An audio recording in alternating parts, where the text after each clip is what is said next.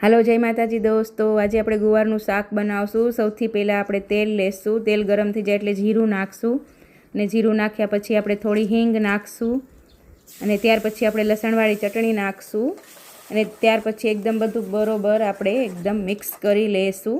પછી એની અંદર હળદર નાખશું, ધાણા જીરું નાખશું, પછી એની અંદર આપણે મીઠું નાખશું અને ત્યાર પછી એકદમ બધું આપણે બરાબર મિક્સ કરી અને એકદમ હલાવી લેશું અને ત્યાર પછી આપણે એને થોડીવાર એકદમ તેલની અંદર બધું સાતળી લેશું। એકદમ સતળાઈ જાય પછી આપણે એની અંદર ગુવાર એડ કરી દઈશું।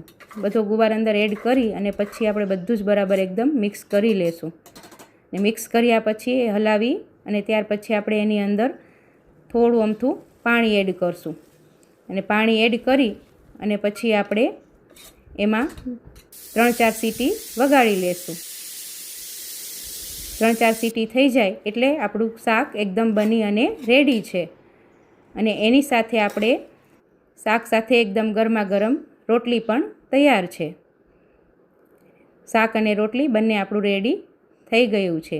વિડીયો પસંદ આવ્યો હોય તો સબસ્ક્રાઈબ કરજો, લાઈક કરજો, શેર કરજો ને કોમેન્ટ કરજો। જય માતાજી।